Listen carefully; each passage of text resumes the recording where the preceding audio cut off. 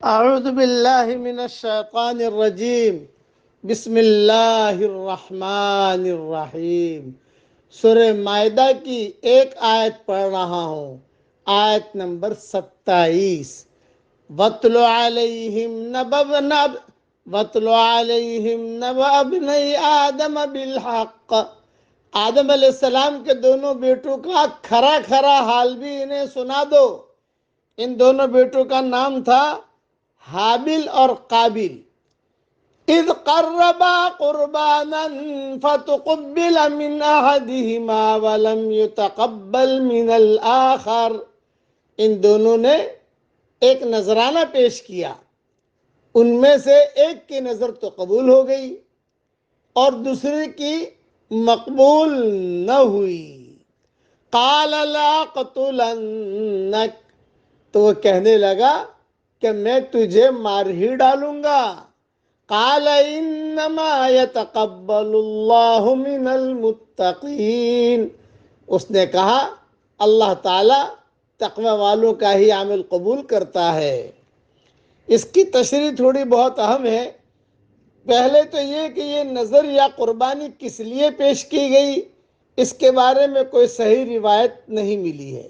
البتہ مشہور یہ ہے کہ ابتدا میں حضرت آدم اور حوا کے میلاد سے بیک وقت لڑکا اور لڑکی پیدا ہوتی، جو بھی حمل ٹھہرتا دادا دادی کا تو لڑکا اور لڑکی یہ پیدا ہوتی۔ دوسرے حمل سے پھر لڑکا اور لڑکی ہوتی۔ ایک حمل کے بہن بھائی کا نکاح دوسرے حمل کے بہن بھائی سے کر دیا جاتا۔ حابل کے ساتھ پیدا ہونے والی بہن بدصورت تھی، جبکہ قابل کے ساتھ پیدا ہونے والی بہن خوبصورت تھی۔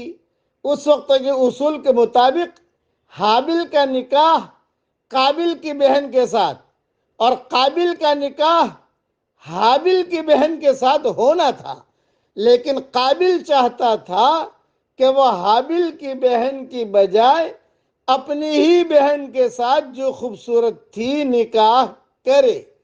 حضرت آدم علیہ السلام نے اسے سمجھایا، لیکن وہ نہ سمجھا۔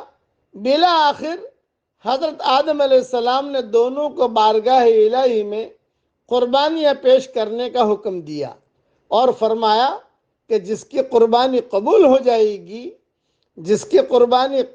جائے گی قابل کی بہن کا نکاح اس کے ساتھ کر دیا جائے گا۔ حابل کی قربانی قبول ہو گئی، یعنی آسمان سے آگ آئی اور اسے کھا گئی، جو اس وقت کے قبول ہونے کی دلیل تھی۔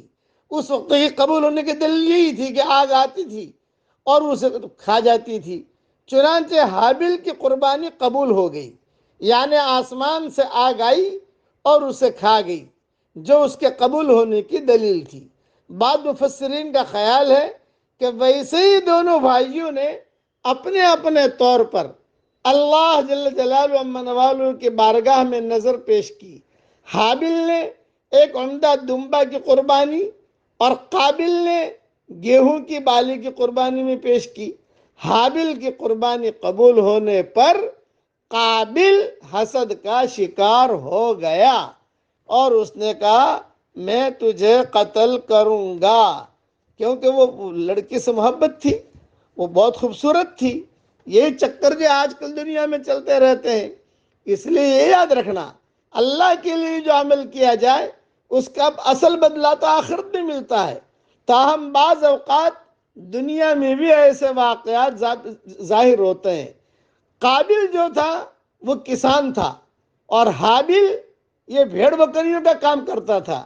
حابل نے اپنی محنت سے، یہ کتاب میں لکھا ہے کہ حابل نے اپنی محنت کی کمائی اللہ کے لیے دی، وہ اللہ کے یہاں مقبول ہوئی اور اس کی برکت اس کی زندگی میں اور اس کے کام میں ظاہر ہوئی۔